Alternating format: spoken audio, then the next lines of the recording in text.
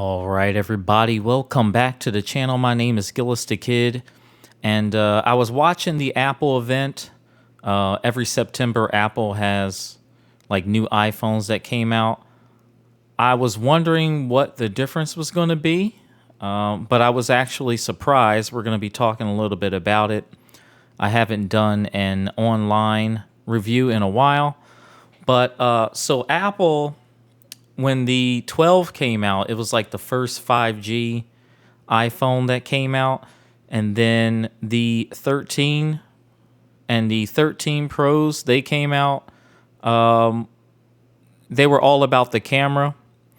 And the 13 Pro and the Pro Max offered more storage too. So a lot of people that had like, I'm going to say maybe a 128, they got like a 512 or 1 terabyte. Those were the storage options that the Pro models went up to. So now they have the 14 series out. Not too much has changed. Apple is really not known to change a lot when it comes to iPhones. They tweak it every now and then, but I was actually surprised with the 14. We're going to take a look. I'm not even going to compare the regular 14. So right off the bat, you have the 14 Plus, which looks exactly like the 13 Pro Max. So if you have a 13 Pro Max, you basically have the same thing as the iPhone 14 Plus. They have the notch here, so that looks pretty much the same. It has the same processor as the 13 series. But here's where I was actually surprised. So you have the 14 Pro and the Pro Max. They have a pill-shaped camera on the front. And one of the amazing things that Apple has done this year is they have something called the Dynamic Island. And it's actually baked into the software. So you can, it's not just a camera hole there. You can interact with it. And that's absolutely amazing. A lot of people have been comparing it to some of the software that LG had back in the day. But I feel like when LG implemented that into their software on Android, it actually wasn't ready yet. I mean, when you come out with something, it has to be at the right time, at the right place, and LG just did not do it very well. It didn't work right on Android. But man, when I seen the event, I was absolutely amazed at that dynamic island. So, some of the things that they did this series are good, and some of the things are not. So let's start off with the 14 Plus here. So it comes in blue. Let's see what else. We got purple, black, white, and the product red. And this is, so it starts at $900 for the 128 gig. It's got a 6.7 inch display. And okay, so that's not bad. So then you have the 14 Pro and the Pro Max. So the 14 Pro has a 6.1 inch display. The Pro Max has a 6.7 inch display. And they basically kept the prices the same as they did last year. Some people thought that they were going to charge like $100 more for the Pro models, but it's $1,000 for the 128 gig, and they kept the 14 Pro Max at $1099. So that's actually pretty good, especially for people who don't finance their phones. But yeah, the main difference is that dynamic island. So let's compare the three here. A new way to interact with the iPhone. I feel like that's a really nice touch. And one of the other differences is they have a emergency SOS via satellite. So I know T-Mobile collaborated with SpaceX, so they're gonna have like satellite internet pretty soon. And if you're in an area where it has open sky, you'll be able to get service too. So that's really nice. So far, T-Mobile is the only one that actually did that. And here's where the iPhones really shine. So you have a dual camera system on the 14 Plus. The Pro models, they have the 3 camera system, but you have a 48 megapixel main camera, which is probably going to zoom in really far. As you can see right here, you got that's the optical zoom range. And you know, the Pro Maxes, they have like the biggest battery out of them all. And see that the 14 series, like the regular 14 phones, they have that A15 Bionic chip from last year.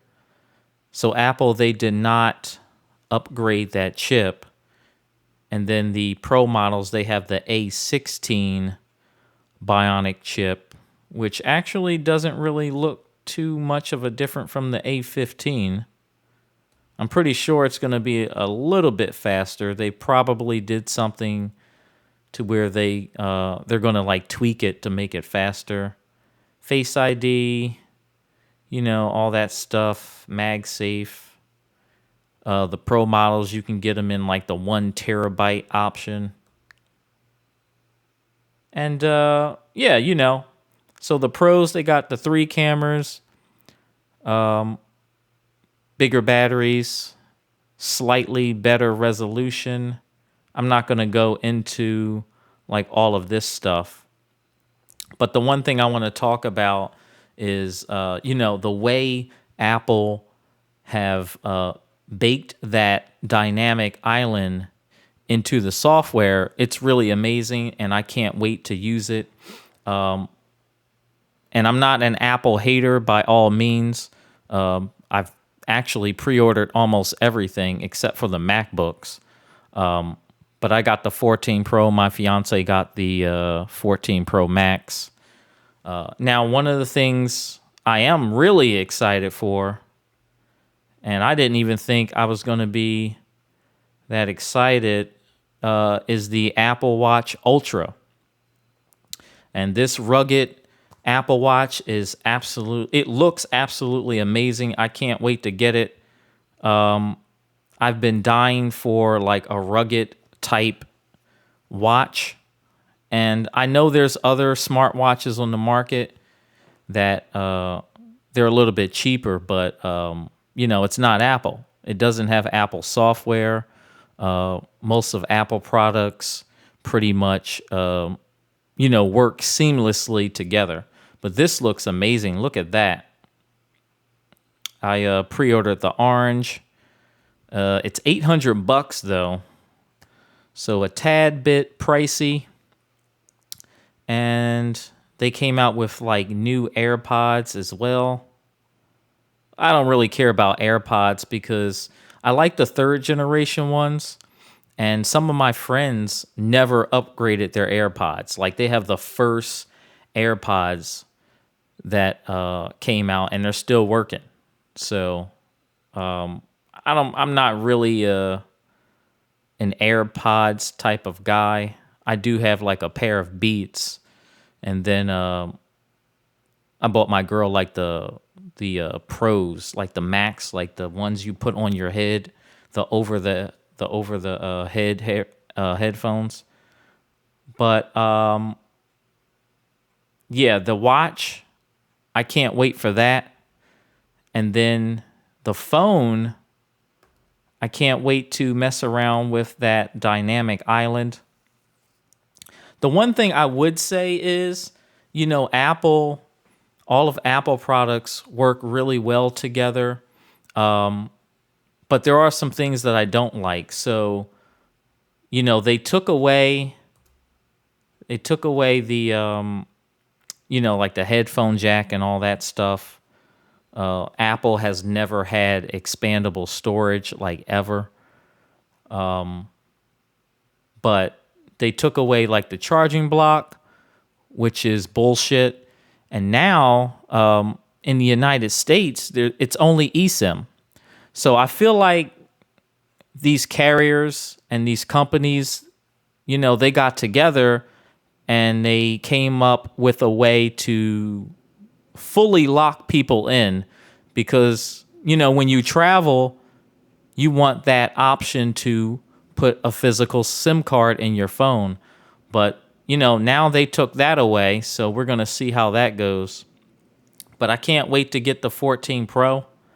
I can't wait to get that new Apple Watch. Pre-orders started Friday, which was, what day was that? Yeah, pre-orders started Friday, which was the 9th, 2 days after the event. As you're watching this video, this is Saturday on the 10th. But yeah, Apple makes really good products.